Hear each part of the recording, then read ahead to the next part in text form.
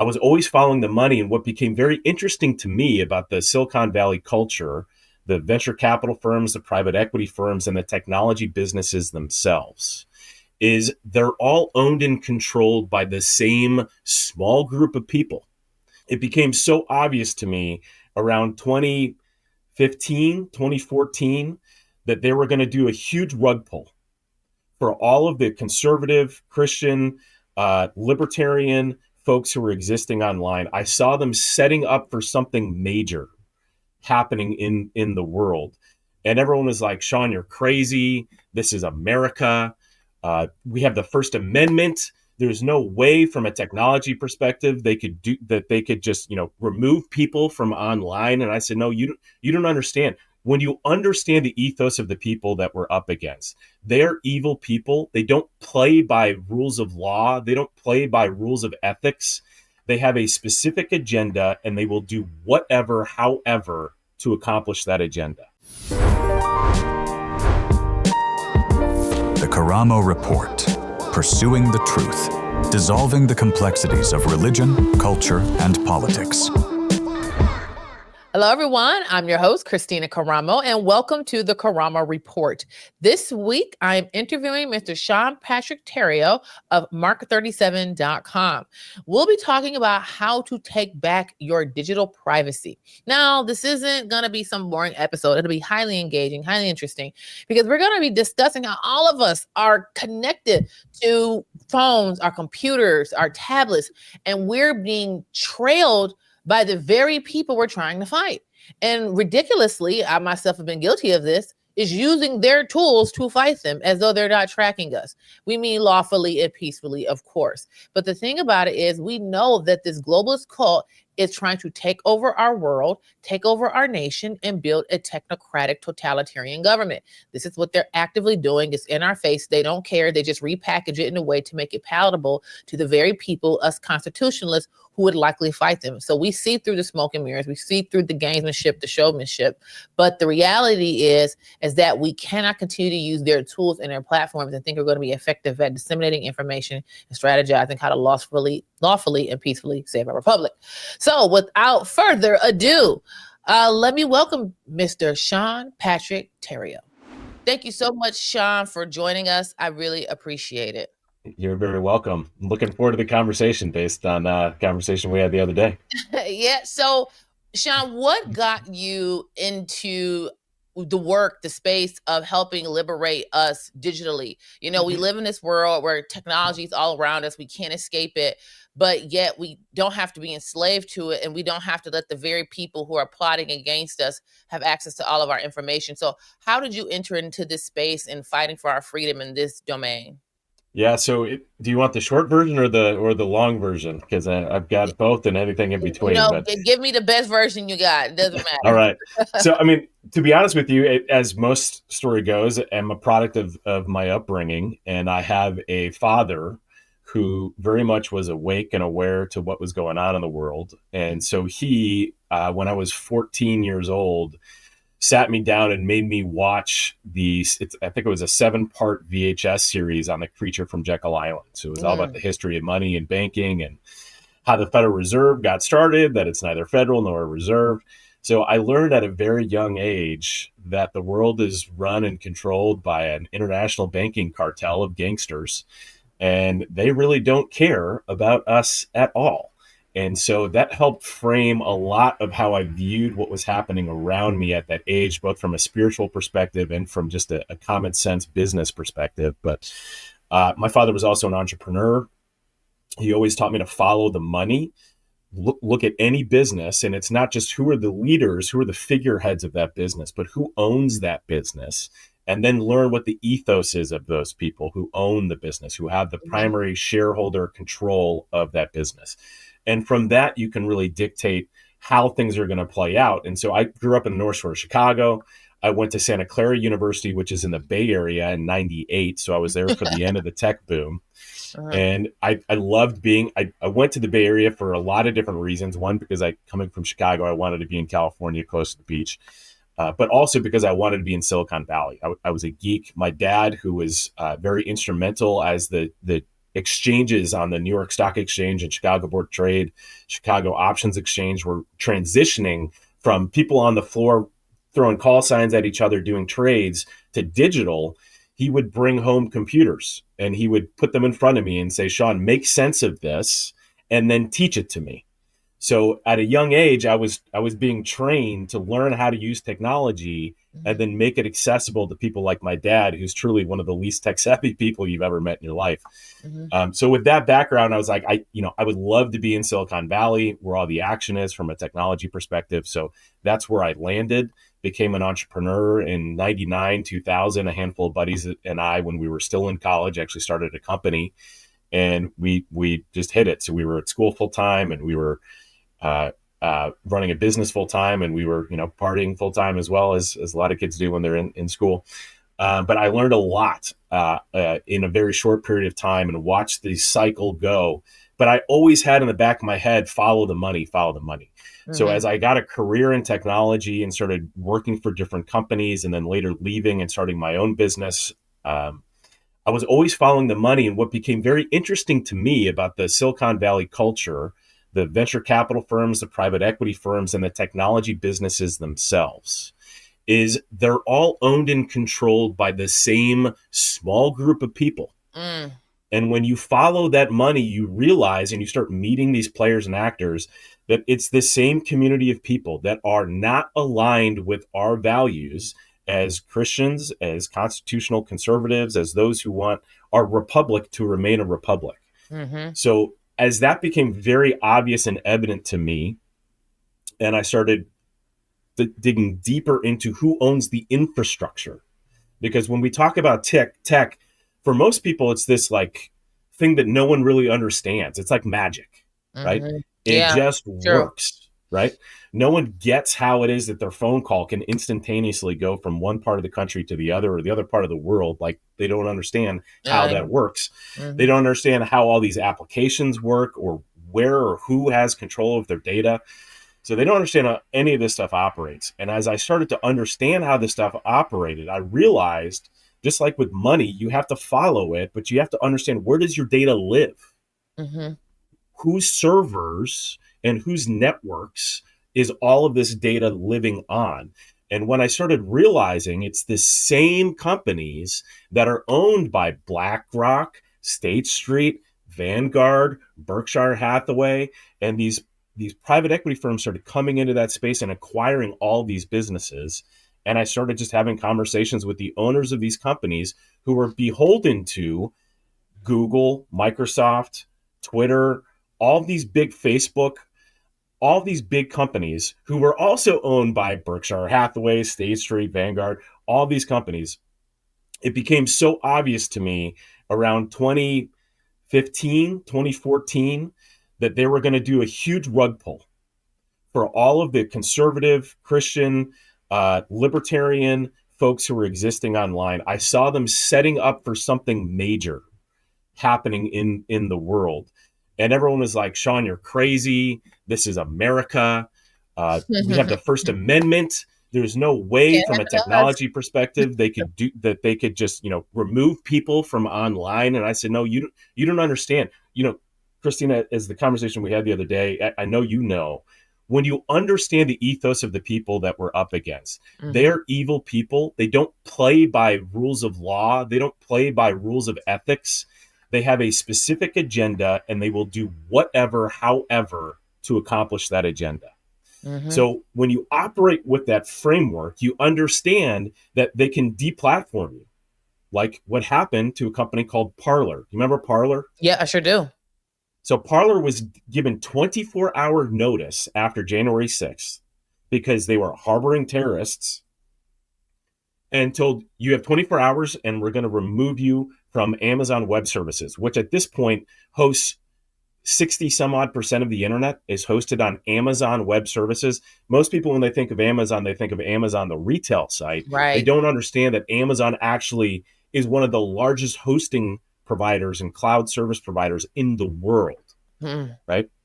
So Amazon, not surprisingly, said, hey, Parler, we know you live on our servers. You're harboring terrorists. We're giving you 24 hours and we're shutting you down. Now, that's like telling a huge business that has like multiple floors worth of personnel and office space and everything, we're giving you 24 hours and then you no longer have access to your building. You have to clear everything out. It's literally impossible for that business to migrate everything out and find a new home of where the heck they're going to put their data. So they basically shut that business down overnight, right? Mm-hmm. And once that happened, a lot of the people that I was warning that this was going to happen, people in DC, across the country, in Silicon Valley, they said, holy smoke, Sean, you're right. It's happening. And people were getting cease and desist letters from GoDaddy, from all the different major web hosting providers who had pro-life content, who had Second Amendment protected content, who had people who were just selling, cases for your firearm, for concealed carry, right? People who weren't even selling the weapons. They were just selling the things that you put your firearm into, your holsters, right? Mm-hmm. They were kicked offline. They were kicked off of Google's advertising platform. They were kicked off of everything.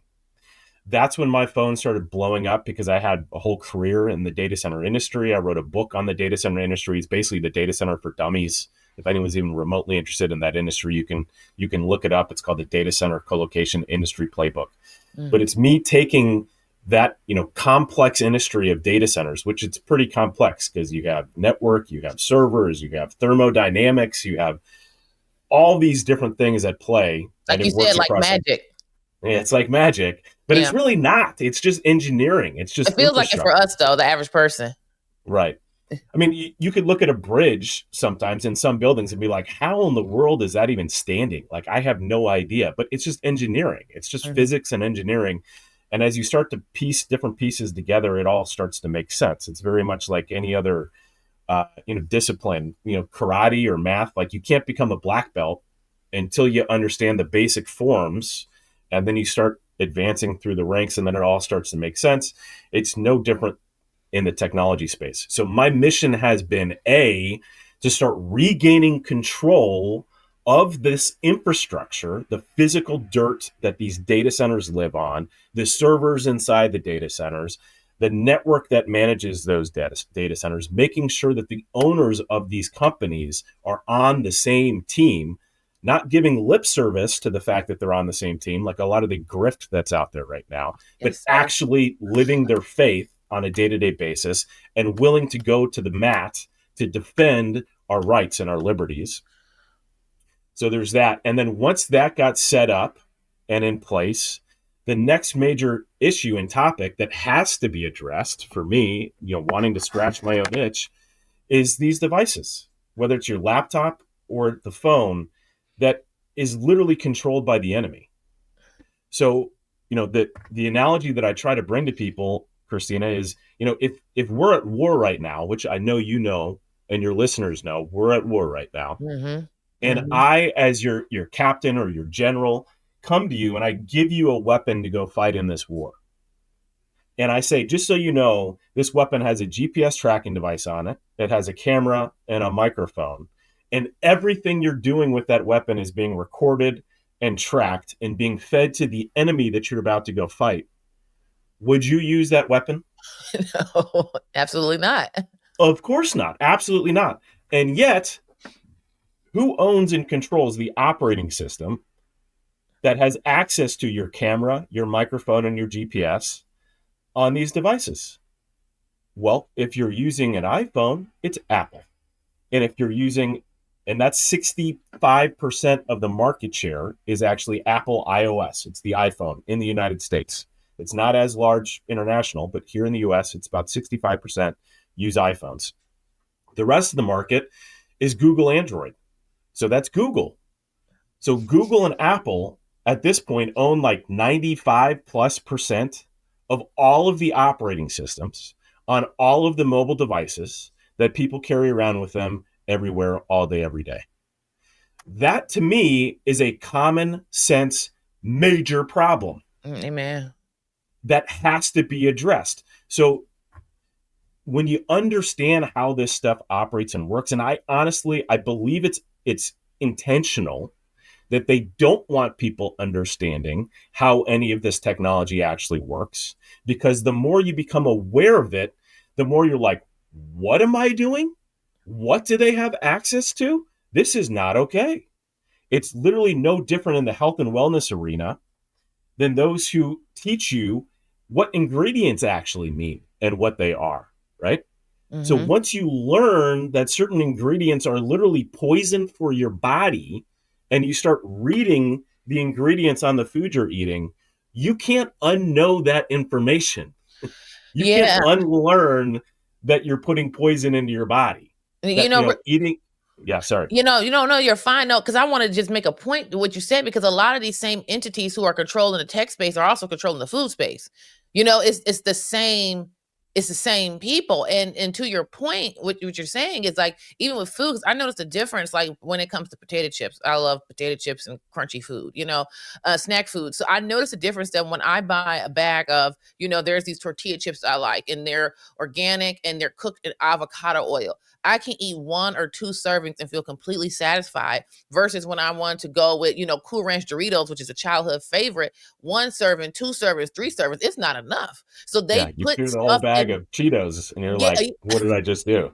Yeah, because they put stuff in the food to make it addictive, and almost like you want more. It's addictive and you don't get as full as fast. So let's transition, not to get off topic, but to transition it back to what you were saying with the technology. They do the same kind of stuff.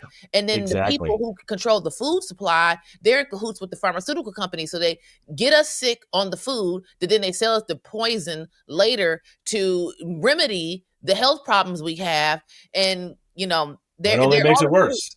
Yeah, they're all in cahoots, and they're in cahoots with the people who want to have the death tax and inheritance tax, and they're all in cahoots. And like you said kind of earlier in your comments, when you were in Silicon Valley, it was all the same people. And this is the globalist cult we've been warning about. And I think what's really interesting when you made the comment about it being like magic, I think that is so relevant, because for the average person, it is very confusing. I mean, even recently, I still, being a 90s kid, we watch TV all the time. I mean, we played outside a lot, of course, but after it was dark, you watch TV. And even as an adult, I sit and I watch TV and I'm like, how does this work? Like, I'm still amazed. And how does this work? Like, I got this box and I got it all these years. TV's been around my entire life. And I'm still like, how does this even work? And so I think what happens is that it's so complicated for people, they just check out. But like you said, this is this is like the pillar of our freedom, is us understanding this subject. Your website, I do want to do a plug, mark37.com, mark37.com. Check out his website, especially if you need any technology that's to protect you from surveillance. Because like you said, and I recently experienced, folks who expect emails from me regularly, as I shared with you, Squarespace just shut me down from sending emails. And they just was like, it's completely arbitrary. It's up to us. We don't, it's no arbitration process. So violated our terms of service, and we determine what that actually means. On any given day, it can mean anything. Correct. They determine what it means, and they provide no clarity to you what it means. That way you can prevent yourself from violating or committing infraction, excuse me. So they basically set us up. And also another important point, I really want to hone in what you said. When you mentioned that, correct me if I'm wrong, but you said 60% of the internet is hosted on Amazon servers. That is so powerful, because I've talked to business owners who talked about how they're a little nervous to get into certain things because their business is hosted on Amazon. And when I first heard this, I'm like, your business, is being hosted on Amazon. And I'm thinking like, I ordered, my lotion from Amazon. I watch a television show from Amazon. And what we don't think of is not Amazon and Google functionally control the internet. And we know that this is, you and I were discussing the other day, we're up against a Luciferian death cult. So that's just a fact. So when you look at the worldview of these people who control the internet, who control what we see, what we hear, and are monitoring all our communications, it's like, oh man, this is a problem. Because I remember, like, when, recently I was talking to someone and they're just going on, Elon Musk is such a hero. I'm like, I'm just like ready to throw up in my mouth. Like, look what he did. He saved free speech. Like, no, you nitwit. He bought X so he can monitor us, because of all other freedom-loving constitutionalists are then ushering in on the same communication platform They can watch and see everything we do, and they can and predict. learn and Yes, learn. yes. It's the learning that is happening. So, there's so many things that we can talk about, but I'm just going to tell you this. I've been journaling since I was 19, and I'm 45 now. So I'm looking at the stack of journals that I have since I was 19. I can go back to when I was 20 years old and figure out what was going on in my life and what I was thinking. That's pretty cool, pretty powerful. And I do it at times, and it's helped me evolve as a human, right? I have access to all of that data, all of that information. If a computer program had access to everything I've said, everything I've done, everywhere I've been, every transaction I've ever had, every person I've ever talked to, they had all of this data and information. They would know me better than I know myself. So when I ask people, rooms of people, when I do trainings and education and talks at different events, I always ask, how many of you have had it happen where you were talking about something or even thinking about something and you saw an ad for that thing pop up on one of your channels? Everybody raises their hand. Every single person. And people are like, they're reading my mind, man. The tech is reading my mind. And I say, look, that technology definitely exists. You can even look at the patent for your iPod, whatever they call them, the buds that you put in your ear from Apple. And that's iPods. I'm talking about the ear. Yeah, I'm just talking about the earbuds. Look at the patent for those things. It literally says in the patent for that device that it is designed to not just read your brain waves, but influence your brain waves. That's the patent for Apple's iBuds that everybody's walking around using, right? That's the patent for it. So that technology definitely exists. Wow. But my point is this. If I know you that well, Christina, I will know I know you better than you know yourself. It's not that I need to read your mind. Unfortunately, as a species, we're very predictable. And if you read scripture, you read through the Old Testament, even the New Testament, guess what? It's the common themes that keep recurring over and over and over and over again. Yep. Nothing is new under the sun, right? We're predictable beings. So it's not that it's reading our mind, it's that they have access to so much of our data, so much of our information, that it's very easy for them to influence us. So let me throw another piece of this equation. Between Google, Apple, Microsoft, Facebook, and Amazon, 5 companies, these 5 companies, they make over $1 trillion a year. $1 trillion a year. They spend tens of billions, with a B, tens of billions of dollars of their own money every year, lobbying, controlling, influencing DC, state governments, supporting candidates and causes that are diametrically opposed to our values. Diametrically opposed to our values. They influence what we see. They influence what we don't see. They make sure that certain content and information never even reaches your face if you're using their platforms. We know this for a fact that this is happening.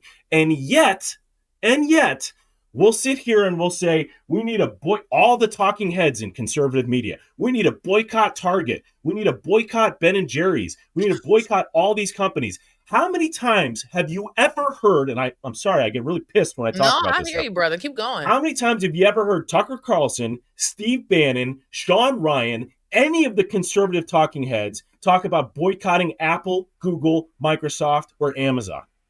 Never. It doesn't happen. It does not happen. Why does it not happen? Well, maybe it's because they just don't know. Maybe they're so oblivious and unaware of the fact that how controlling and influential these companies are. BS, Christina, BS. They are fully aware of how and why this happens. And just as our media in general refuse to talk negative about the COVID vaccines, about the pharmaceutical industry in general, because that's where their money comes from, I venture, because I follow the money, that when 40% of conservative media is 40% of their income and revenue is coming from big tech, they're not going to talk negative about big tech. They're not going to talk about solutions. What they will talk about, though, is things like ExpressVPN. ExpressVPN, everyone should use this VPN service, ExpressVPN. Follow the money at ExpressVPN, folks. It is literally a Israeli Mossad front. It is a honeypot. that is being promoted on all these conservative channels. How about Proton Mail? Proton's safe, right? Well, is it? Follow the money at Proton Mail. You'll find that the money behind that company is your traditional, typical woke Silicon Valley money. They have board of directors that are on the World Economic Forum directors, right? Mm-hmm. Their team came out of the CERN super collider in the Netherlands, which if you do the research on CERN, that was straight Luciferian death cult. Yeah, and still is. We watched their video for their little inauguration, man. Right, right. That's why they call it Proton Mail, because it's from the CERN super collider, right? So there are companies, and I could go on and on and on, that people are like, oh, I thought these were safe. I was told by so-and-so that this was a safe company. You have to start peeling back these onion layers, and you start to realize, holy crap, all of this stuff is controlled by the enemy. And you have to get educated. This is where I know people are constantly being attacked right now. Spam is off the charts. You're not alone. Everybody gets a dozen phone calls from random people throughout the day. People complain about this all the time. And by the way, mark37.com is the website, mark37.com. We do free 15 to 30 minute consultations, whether you're just, grandma who just wants to use tech to see her grandkids, or you're literally being stalked right now and you need help. We can coach you through what options you have available and what process you can take to do some easy steps so that you can start to transition off of these systems and protect yourself. Because we have to gain some basic digital situational awareness, because we have people blowing their digital heads off all day, every day. It's like they're freely and willingly walking into a building that's currently being robbed, and they have a big sign on their face that says, I have $2,000 in cash, I'm unarmed, and I don't know how to defend myself. And then they're like, why am I being robbed? I don't understand why I'm being robbed. It's because you are the low-hanging fruit, because you don't understand how I'm not tech savvy. I don't understand how any of this stuff works. I hate to break it to you, that's no longer an excuse you can use anymore.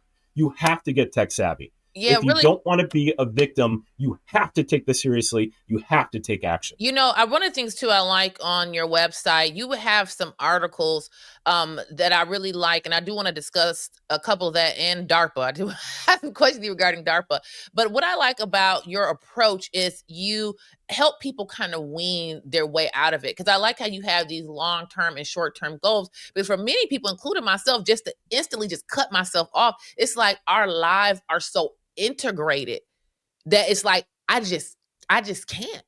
I can't just right now just like cut myself off. But you really give some practical steps, even in some of the articles you have, just how little things we can do. Like, for now, something you can do today, something you can do in 3 months, 6 months, a year, 3 to 5 years from now. That way people can, and then frankly, we don't have that kind of time, I believe. But still, I just like your approach instead of just everybody just shut yourself off today, because these people have done such a savvy job. And even a lot of the apps who aren't necessarily like in the cahoots with the globalist cult, but they are using their software, they're using their systems. So they are inadvertently still participating. Like, it's the B system. I feel like we're all tied into and we can't get out. But I do want to jump, because I do want to talk to you about a couple of the articles that I read regarding digital ID and AI, because with the rise of AI, that surveillance state that's being built is going to be even more efficient. So I'm reading this book right now, The Technological Republic. And I don't know, I hope the camera can see it. There it goes, clear. Yep. Now, what's interesting is this book is written by Alex Karp, who is the CEO of Palantir, and it's co-authored by their legal counsel. What's interesting about Alex Karp, who was a co-founder of Palantir along with Peter Thiel, both of them are on the steering committee for the Bilderberg. Okay, so that is like the worst of the worst. They're like the granddaddy to all of these globalist cults in the Bilderberg. And for people who are not aware, the steering committee is the one who sets the direction for the organization. So it's not like these guys just gave a talk at Bilderberg. You have some people who genuinely aren't believers in the Luciferian death cult, but they just go to their events. No, they're on the steering committee. That means they're setting the direction of the Bilderberg. And these guys just got a $10 billion government contract for their systems. Now, what's interesting in this book what Karp is talking about, what they're arguing, and what we have to be very careful of is these people are going to use our patriotism against us. What do I mean? We love our country, and they're pushing the narrative. We got to save the West. We have to save the West. We have to save the West. So what? And so they're joining the chorus, the patriot chorus, in using our language, taking the concerns that we have legitimately and turning them against us by saying the solution is we have to ensure America's dominance. We have to make sure the West is dominant. And this is how we do it, is by winning the AI race, right? But what's interesting is in his book, he's complaining that Silicon Valley has moved away from what technology and science was really about innovation, building the country, and also health and military, and moving into the consumer market. And so he's saying that what Palantir's goal is, and should be other technology companies, is kind of to revitalize and work again with DARPA. And that's the one thing people need to understand. A lot of these big tech companies, these CEOs, they're nothing but front men for DARPA projects. Karp talks about DARPA and talks about how the government worked with these different technology companies to develop these products that we think are consumer products to surveil us. So now you have this going on, and you just have recently the government by 10% of Intel. Folks, this is socialism. I don't care what kind of conservative language or lingo is being wrapped in. We are being fooled because 10% of Intel, now the US government is the largest stakeholder in Intel. So that means they control Intel. And now they're talking about taking over Lockheed Martin. And so if in this administration, they can start taking over these various defense companies, what's that stop the flat out open Marxists for decide, we want to start taking over the food supply? I know I'm going off topic, but I feel where you're coming from because it's completely horrible. But what he's talking about in this book is the renegotiation of the social contract, and that we may have to forego some of our senses regarding liberty in order to maintain American and Western dominance. So, and this is the guy that's on the steering committee for the Bilderberg. You got Peter Thiel running around doing videos about the Antichrist, and people think he's the greatest thing since sliced bread because who he's connected to. And he's donated so much money to Trump, though, so he must be a good guy, right? And he's a Republican, so he must be a good guy, right? I mean, I think his little talks about the Antichrist is a way to mock us. These people think that they're gods. And it's just like, look at the fruit on their tree. I don't care about their lip service. Look on the fruit on their tree. Look at what they're connected to. Like you said, follow the money and follow the relationships. That's the other thing. Follow the relationships. Because when you look at the relationships these people have, it's like, I don't care what kind of lip service they have. I don't care how much patriotism, liberty, MAGA talk they give me. These people are flat out globalist cult members who want to serve us up on a platter and control us. And what you're talking about with them controlling the data, with AI, they can control us. Can you speak about DARPA, please, and let people understand? Because Karp is open. They don't care. They don't care. They're basically like, we are coming. They just got a $10 billion government contract. They're like, we're coming. But they have to wrap it in patriot talk. That way we'll accept it and say it's for our greater good, because they want to take away our liberty in order that we can prosper. We can prosper. I'm sorry, I'm rambling. We're being slow walked, I think, into the same totalitarian state that the prior administration wanted to advance us like overnight into, right? I think that's what's happening. And they've become very privy and savvy to the language that they need to use with the audience because they have all of our information. So from a social perspective, they know how to steer society through using different means and mechanisms and tools and systems. But going to DARPA, as you said, DARPA has been the major funder of nearly every single startup in Silicon Valley that was worth a darn. They came out of different universities like Google, for example. I'm a sci-fi buff. I always have been. And I love Brave New World. I love Fahrenheit 451. I love the Dune series. I've read like all 20 some odd books in the Dune series, some of them like 20 times. I've read the first Dune book like 20 times. The thing is amazing. I've got Isaac Asimov. I've got Scott Card. I've got all kinds of fun stuff. And I've been reading this stuff for a long time. So for those who are like, well, and these guys were writing some of these books in the early 1900s, right? So for those who are like, well, they didn't know when they were building Google or when they were making these devices, what the full potential of these devices were going to be.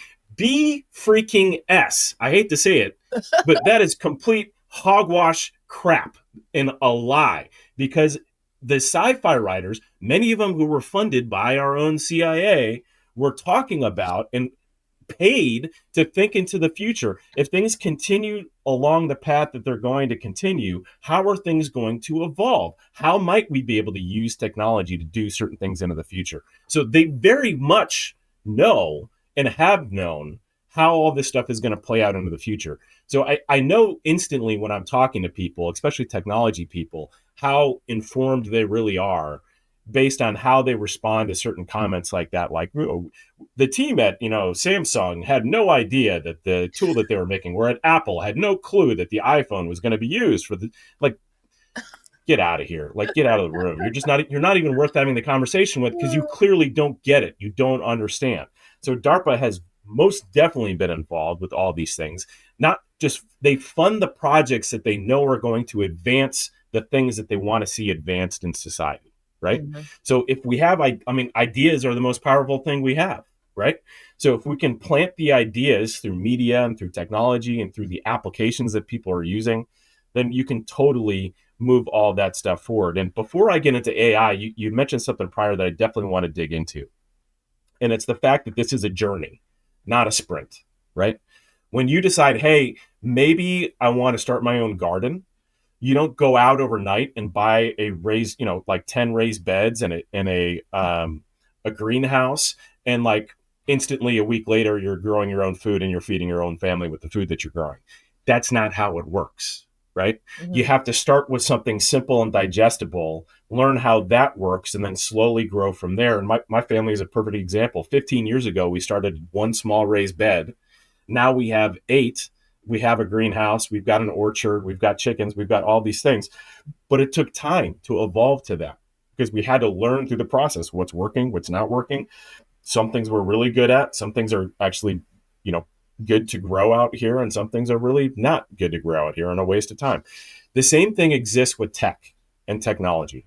So once you decide, okay, I'm done with the digital poison, I'm going to make a change, there are certain things that you can do tomorrow, today, in the next hour, that are very simple fixes. And then there's some things that might take you a little bit longer. So when people say, well, how long is it going to take, Sean? It depends. How long does it take for someone to become a black belt? Well, if I'm in the dojo every single day for 5 hours a day, I'll probably become a black belt within a couple months.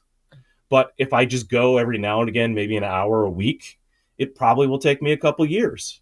So how much time are you going to invest into learning what's happening?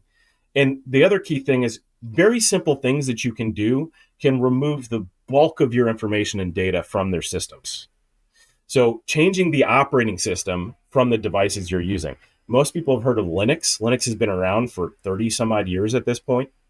By running Linux on your laptop, which you can do now without knowing how to code. It used to be 5 years ago that you couldn't run an open source operating system on your laptop that you now control and own, because you had to be a coder.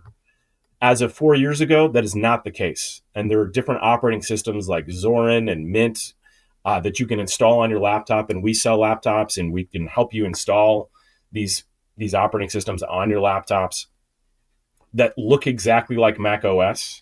They operate exactly like Mac OS, or they operate exactly like Windows. You can even make it look and operate like Windows 97 if you want to, right? Mm-hmm. So the tool becomes yours. There's no one living on that back end of that system like Microsoft or Apple, who's constantly monitoring and watching and feeding you news and determining what applications are going to be loaded or not loaded on your system. You now have the control. But just like if I gave you a firearm, Christina, and I didn't train you and you did not get trained on how to use that, you're more of a threat to yourself and the people around you by having that on your person all day, every day. You have to get trained. So for the people who are like, well, I just want this stuff to work, and I want it to work exactly like my other thing, and I don't want to have to learn anything, I hate to break it to you, maybe you shouldn't be using the tool, because you are a threat to the people around you. Maybe you should just get a Garmin GPS for your car to give you navigation when you're in your car, and get a super basic flip phone that just does voice and text, and live in that paradigm until you're willing to learn how to use these things effectively. That's like someone coming to me, and I'm a gun instructor or firearms instructor, and so I'm saying, I hate firearms. I'm nervous when I'm using them, but I know I need to be protected, so I have to, and I want to carry one on me all day, every day.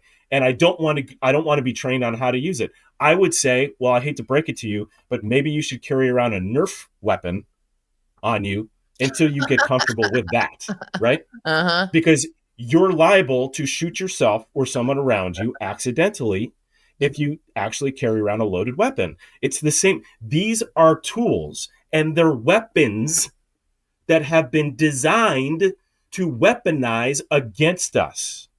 So either we take control of this and we learn how this works, and it becomes our tool that's not influencing me, but that I control, or we're simply a slave to this thing. And you have to make that decision personally. And you say, okay, I get it.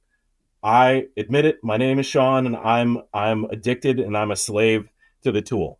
Until you hit that point, you're going to continue to be a slave to the tool. It's like the person who just eats, and they don't know why am I eating? I know I shouldn't be eating the Doritos, the Cool Ranch. I know I shouldn't be eating the Cool Ranch Doritos, but I'm continuing to eat it.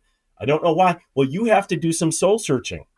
You really have to figure out what is happening and get right here first before you're going to be able to affect anything in the world around you. So that's absolutely essential. It's a journey. It's a process. It's not a sprint. Some people it takes them a week to transition over. Some people take some years. Totally fine. You go at your own pace, but you have to do something. These things are addictive by design. Just like the food we're eating is made to be addictive, the application, they have spent the equivalent of trillions of dollars over the last 20 years across these companies, hiring the smartest people they can, social psychologists, predictive behavior analytics, all of this information, and now using AI, as you were just talking about, so that they can make us scroll and scroll and scroll and scroll mindlessly, such that hours go by and you're like, what the heck happened in my day?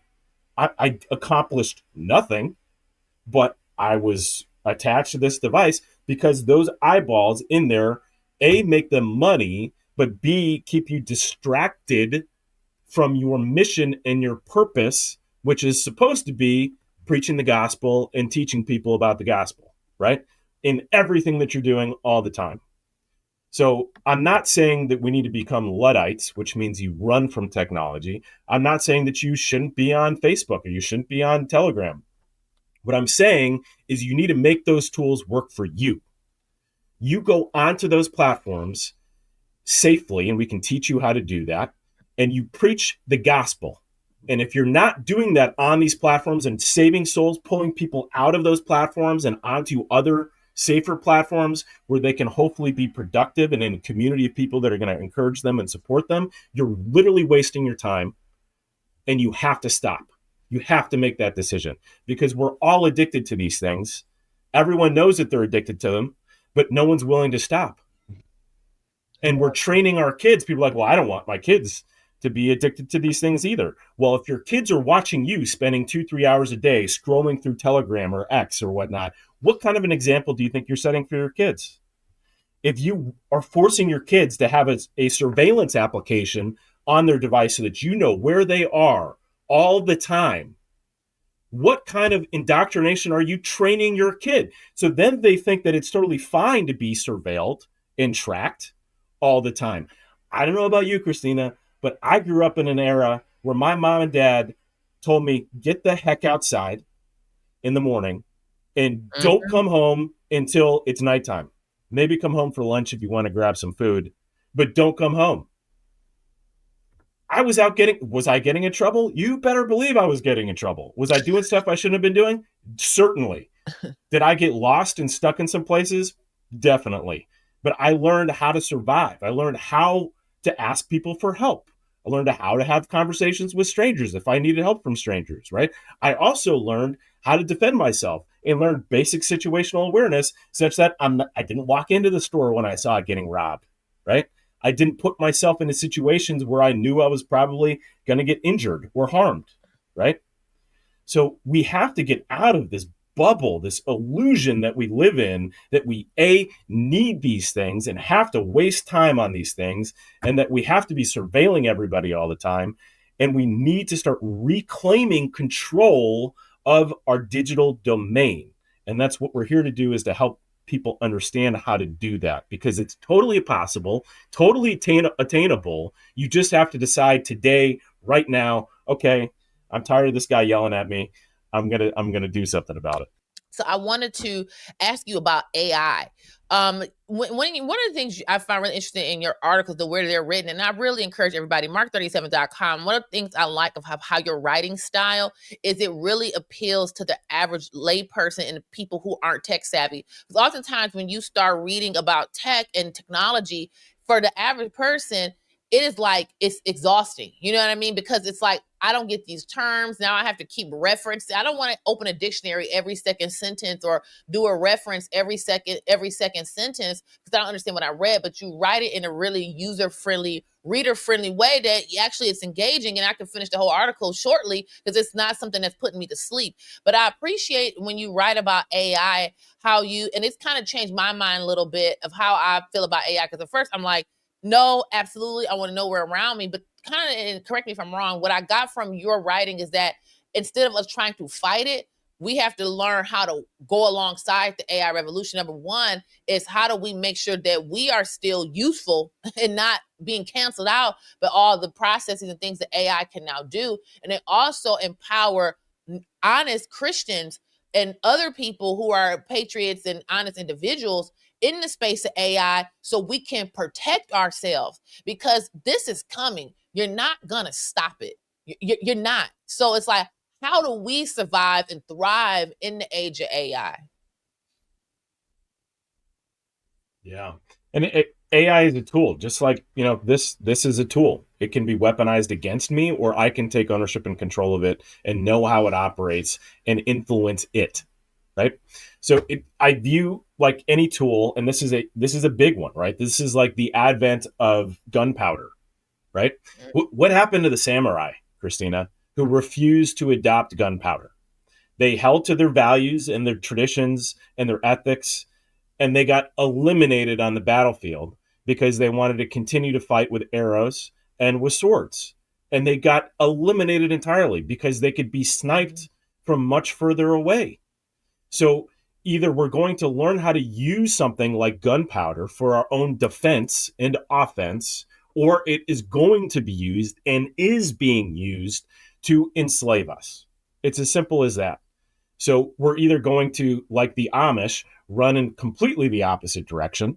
And don't get me wrong, there's a lot of things I appreciate about the Amish. They figured out a lot of things. And I think during COVID, a lot of people were looking to them being like, I wonder how they're figuring out how to work without all the access to all this stuff. It's pretty smart how they figured out how to do that. And, I have a handful of Amish friends that I've learned a lot from, right? Not saying I want to be Amish. I definitely don't. But there's a lot we can learn, right? So that same concept applies. You have to start learning how these tools work, not living in fear. It's not like instantly overnight we're going to have Terminator like busting down everyone's door, right? Yes, the robotics industry that is leveraging AI is advancing exponentially. So for us, we're like, well, we need to prevent. This is literally like the movie Terminator. We can't prevent the creation of these robots that are going to exist, that are going to be performing tasks. They already are, right? So what is AI? Well, AI is a learning language model. It is a program that is designed to do something. These programs, these intelligent programs, have existed for decades. They've been running in the background, controlling lots of things in the world without people even realizing that it's AI, or what they're branding AI now. We just have to learn how to leverage them for our own benefit, for our own design. But we also have to take control and ownership of them, because if we're dependent on the AI models that Facebook and Google and BlackRock and State Street and Vanguard and Berkshire Hathaway control and own, just like they did with the food industry, just like they tried to do with all of the publicly traded companies, where the CEO of BlackRock, who's now the head of the World Economic Forum, straight up said, we don't care if the initiatives that we're pushing are not going to be profitable for our companies. Because of our ethics and our values to make the world a better place, we're going to force these things into these companies anyway, right? So unless we start gaining control of these tools, we're going to lose this war. period. End of story. So we need to start supporting and investing in the companies and the infrastructure that is owned and controlled by the people on the same team. That doesn't mean that we need to be the exact same denomination, the exact same faith, and agree about everything all the time. If I'm on the battlefield, I at least want to know the guy next to me is pointed towards the same enemy. And then after that day, after that firefight of that day, we can then go back and we can argue semantics over, theology. But at the end of the day, I want to know that this guy has my back and that he's got my back and we're pointed towards the same enemy, right? I know, Christina, that you and I are pointed towards the same enemy, right? I may be a different denomination than you, but so what? We both agree that the Luciferian death cult is in control right now and that they have their minions all over the place in control because we're systems thinkers. We've been in the system. We've seen them through their own words telling us exactly what they're wanting and trying and are doing. So we need to go fight that because Christ is my Lord and Savior. And I know the only thing that matters to me is the conversation I have with him when I die.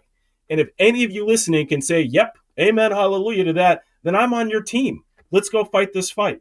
But we have to stop supporting the companies and the institutions and the legislators who give us lip service and are continuing to walk us into our own demise. Yeah, what's really interesting, kind of to what you said earlier about the samurai, and it got me thinking. I have a book on my shelf, A Mental Floss History of the World. And not to say that I agree with these people's worldview, but one of the things I try to do is read books from people who I don't share their worldview, I don't share their belief system, because oftentimes we can get in these echo chambers where we just kind of start preaching to the choir, and then we never get it. Because sometimes people who may not share my worldview may have a valid point that I just didn't consider because I'm in the echo chamber. And then on the other hand, like people like Cart, who is, the guy is on the steering committee for the Bilderberg. And he's talking about robots being used in warfare. So I need to know what this guy is up to, So it's important. But nevertheless, one of the things they talked about is how world domination works. And oftentimes we try to look for all these other reasons as why this civilization did this and that. It all comes down to tools. Like when we had the Bronze Age, the Iron Age, the Information Age, it had to do with whoever had the most dominant tool who is in power. That's just the way it goes. And so you're talking now about AI. So now we're in this globalized society. This Luciferian death cult, they're targeting everybody around the world. They're not just targeting us in America. We're the biggest, we're the big man on the board. That's it. We're the most powerful country. So of course they have to knock us out, because they knock us out, then all the other little countries around the world, say like a Thailand or Congo or Bulgaria, they toppling those countries mean nothing. And just really quick, this just making me think, and I had to get off topic. But when I was in college, I had a classmate from Serbia.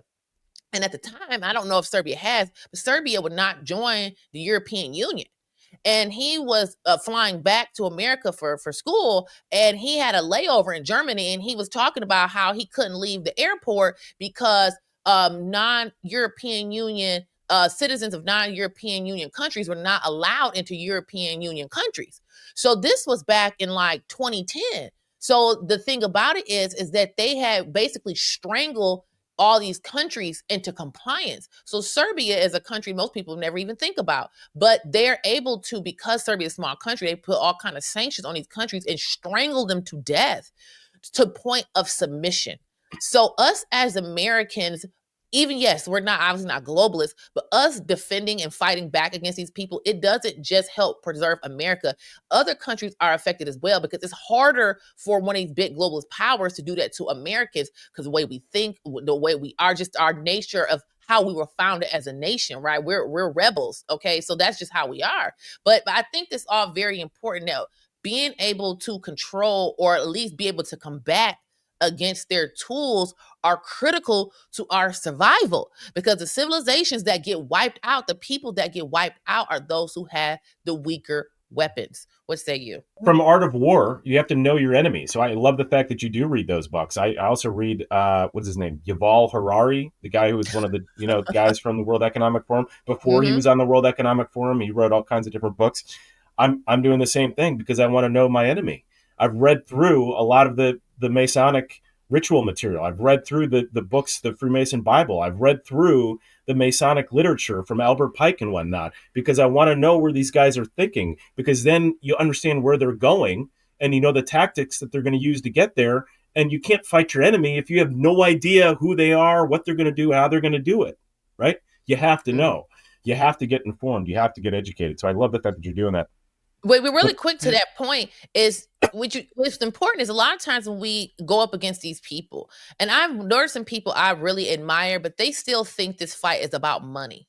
You know, they'll be like, it's like about money, it's about greed. For their useful pawns, their unwitting pawns and useful idiots, it is about money. But for the people like Larry Fink, it's not about money. Money is a tool. It's about having life and death control over other people. So when we're dealing with these folks and we still think that it's just simply about money, we're fooling ourselves. Because I've talked to some people who, with the best of intentions, you know, being involved in politics, like, well, if we can fund these candidates, then maybe these people will listen to us. I'm like, no, brother, they are recruited, trained, and deployed by the globalist cult. You could give them $1 million. They don't care because they're loyal to something else. They're not loyal to money. Money is a tool. Of course, they give their devotees the trappings of this life, the money and the cars and the women and all this other stuff that these or whatever these people like, and we know that a lot of them are deviants in a different regard. That's how the whole Jeffrey Epstein thing came about. So and a lot of them sell out for not even like that, for thousands of, not even significant, not even millions. We're talking like tens of thousands of dollars that people will sell out their entire constituents, their families, everything. It's so depressing. Oh yeah, to your point, yeah, they'll sell out our liberty for a county commissioner seat. It doesn't have to be for a 200-foot yacht, because it's about the power. I do want to get into digital ID. You wrote another article about digital ID, and this conversation, this piece in this conversation to me is important because these people know how to play to our fears. And you're a dad, I'm a mom, and most people watching the show are parents or grandparents. They will play to our fears. I'm sure every parent has had those moments where you just watched your child sleep and just tears coming to your eyes, just thinking about how much you love this little person. You know, the love we have for our children, even animals, it's just in species, we love our children. And so they're using the legitimate fears that we have about our children and the technology that our children are using to then get us to agree to digital IDs in a surveillance state. Can you speak to that, please? Yeah, so specifically related to that, they're using this whole concept of, well, we need to protect the kids. Well, it's for the kids because we don't want the kids to be on platforms that are going to expose them to really crazy, horrific behavior. And, this whole thing with Roblox has been going on. My kids have played Roblox. Every now and again, they jump on those platforms. I've had all kinds of interesting, good conversations with my kids over the years. I had a fight with them for a number of years. To get them to wake up to actually what's happening with these tools and get them educated. And it wasn't until they got educated and they could demonstrate that they were educated that I then gave them a little bit more liberty and freedom with those tools. No different than I would do with the firearm. If they just pick the thing up and they're like, I'm not going to give them the firearm. So if they pick the thing up and they're like, I don't care, I'm going to download whatever app I can, then I'm not going to give them the tool, right? They have to demonstrate that they understand what's happening. So as it relates to that in digital ID, unfortunately, yes, there are lots of predators that are on certain platforms, but they are being enabled by the platform. So Facebook and Roblox, they know, because of the algorithms that they run on their AI, exactly who the threats are, who the predators are on the platform. They know the games that are being played. They choose to ignore them, right? So it's not that we need to make it so that before your 15-year-old signs on, he has to do a facial recognition scan. His ID has to be in the system, and it has to check with that ID to make sure that he is who he says he is before he can get on that platform. It's that the platforms themselves that are large enough should definitely be taking more proactive action, which they have the tools available to do. They choose not to. And you ask, well, why would they choose not to? And then you look at, well, who are the attorneys at that company? Who's the board at the company? Who are the executives at the company? And you realize, these are the same pedophiles and pedophile enablers that are working for all the other pedophile enablers at all the other companies. Maybe, just maybe there's a link between all of those things, right? So The point is this: they're going to use something as simple as, well, we need to protect the kids and save the kids. And there are some very well-meaning, well-intentioned parents who have kids who have been exploited on these platforms. And they're using those families and those parents as pawns to push the sob story that is a true sob story of what happened to their kid, to say, well, this is why we need digital ID. But I am telling you right now, digital ID is the last line in the sand between now and when we go full Chinese communist, where they then have full access to all of your accounts, and they can say, well, we don't like the way that you phrased that in your tweet to somebody. And so as a result, until you say a mea culpa to whoever, and you renounce whatever it is that you said, you're not going to have access to your bank account. And if you've rented or leased a car, you won't be able to access your car. If you're renting a home, we're going to lock your home. Like, that's where it's going to go. That's where China already is. That's where North Korea already is. That's where a handful of countries already are. It's because they live in this digital ID state where there's a centralized government and control apparatus that determines what your social credit system and social credit score is and whether you can participate in that or not. So I encourage you to read that article, because I very succinctly break down for you exactly what the intention is, what the motive is, and how they're going to go about doing it, so that you can inform those well-intentioned, well-meaning people, moms, dads, even the kids themselves, and say, look, digital ID, making it so that literally the operating system itself cannot turn on, the device itself cannot turn on until you screen, does a biocheck or a retina check or iris scan, and you prove that who you are is who you are.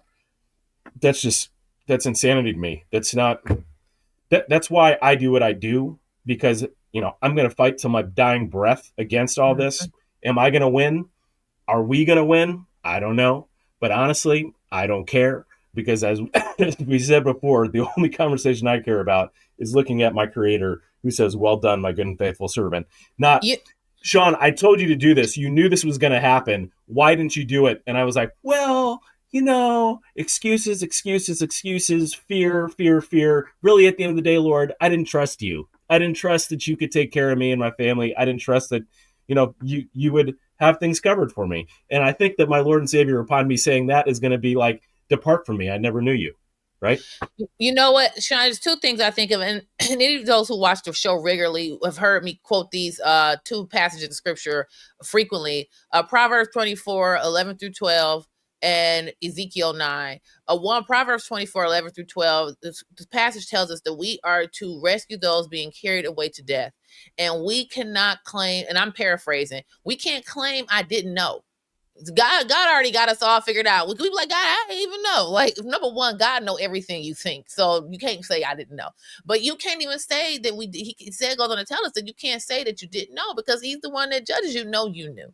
And also Ezekiel 9 kind of speaks to the heart what you're talking about, because to be honest with you, we know how the story ends, right? And we know that this world is going to, it's not literally, but it's going to go on fire. We know that's coming, right? So it's like, we're not going to stop the inevitable. And I think that really quick, I know I'm getting a little off topic, but I'm gonna come back, because you have these group of Christians, and I'm not saying that they're not brothers and sisters in Christ. I think you make an important part about denominations. Yes, there are deep theological differences for sure, but there are some things that we can all agree upon when we say we are Christians and followers of Christ.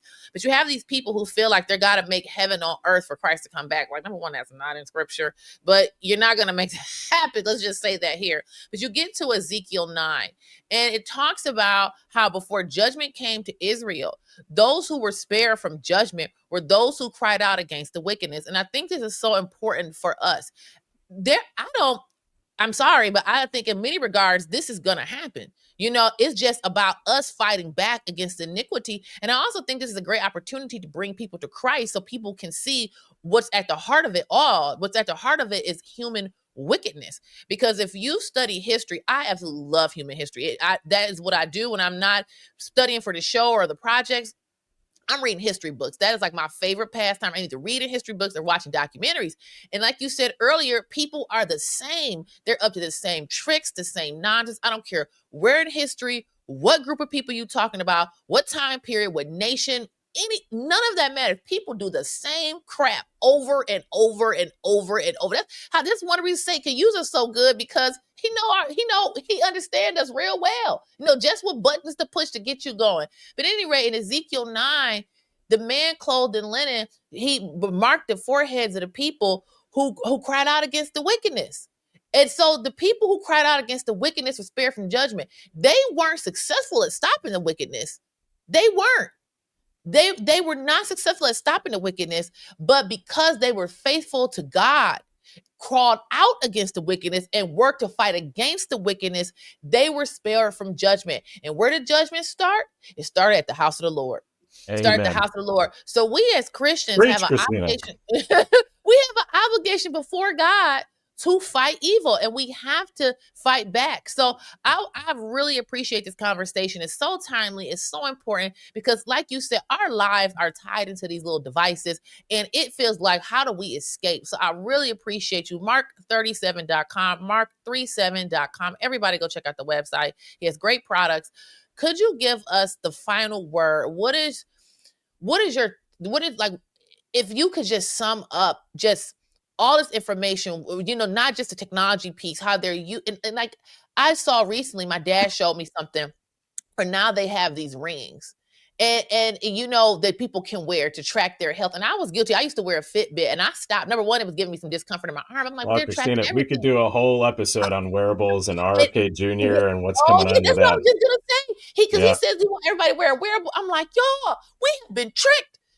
Anyway, I don't want to get into us being tricked. It's another conversation for another day. But it literally is. We could have a whole hour-long episode just on that topic. So could you just please wrap up for us just the urgency of this matter, how important it is, and then how do we remain joyful in the Lord while all this is happening? How do we not succumb to fear with all this being true? Well, first of all, the Lord says, don't live in fear. And that fear is the opposite of where we should be living, which is the high frequency love, appreciation, and gratitude. So we have to be in love, appreciation, and gratitude. And yes, if we're in the world and watching what's going on, we get super depressed and sad and like this is an unwinnable war. But at the end of the day, the war's already been won. We're trying to frame winning and losing in the terms of how the world wants us to understand winning and losing. We are winning by preaching the gospel and by bringing more people to Christ and being the light on the lampstand, right? So I have this business. I started this business because the Lord made it very clear to me to go arm those on the front lines of this war that we're in right now with the tools that they need to be successful so that they're not feeding all of their data and information literally to the enemy that they're trying to go fight. So at 14, I got red pilled pretty hard, right? I've been trying to wake people up at 9/11. I saw 9/11. I was like, this is a controlled demolition. They're lying to us. How do they have this whole script already pre-scripted? I read the 9/11 Commission report, the Patriot Act. I read the document. I was like, this is an abomination. We should not pass this. This is going to be horrible. And everyone's like, you're crazy. You're insane. My point is this. I'm no longer in the business of trying to wake people up. I'm in the business of trying to arm the patriots and the Christ following believers who are on the front lines of the war that we're in right now with the tools that they need to be successful. Because I humbly believe that if you have not been woken up by what's happened over the last couple years alone, it's only going to take God working in your life in a very big way, in a way it's such that you cannot deny that things are not what they seem. It's only God. There's no documentary I can show you. There's nothing I can tell you or show you. God is going to have to do that. So I'm leaving that up to God. My job is to now arm people like you, Christina, and your listeners with the tools that you need to be successful, having done the homework and having the experience that I have. That's what I'm called to do. That's what I'm here to do. So sign up for a free consultation. It's on the top of the website. It says free consult. You can't miss it. Mark37.com. Top, it says free consult. If you have any questions, concerns, you're like, well, I don't know where to begin. We have all the stuff in our resources section, but we're happy to talk to you.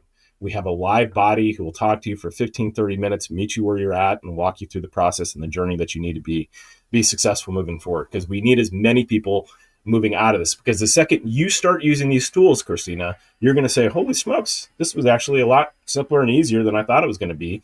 And now I have this weight lifted off of my shoulders of this garbage that I know I was feeding into. And you're going to start talking to other people about it. You're going to say like, hey, did you know that you could do this? Why are you not doing this? We should be using these different platforms. And then that's how the message, like a wildfire, is going to burn and grow throughout the community, throughout our country, and throughout the world. Amen. Amen. Mark37.com, Mr. Sean Patrick Tario, thank you so much for joining us. I really appreciate it. Thank you. Bless you.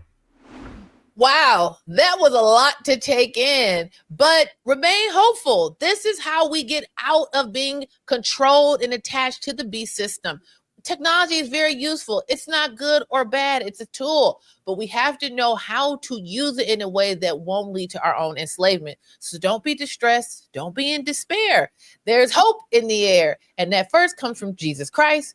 And number two, us just taking comfort in his plan that will always be evil among us. Evil will always be plotting and planning. We do our best to fight back, protect our families, and know that our ultimate home is heaven. But we do have a duty to preserve the republic and our children's future and resist evil in the public square lawfully and peacefully for the glory of God. So make sure you like, share, and subscribe this episode. And if you feel so inclined to please contribute to the Karamo Report. As you know, it is not free to run this show. So we love providing you with content, but please, if you feel so inclined, support the show with a contribution. Thank you so much, and God bless.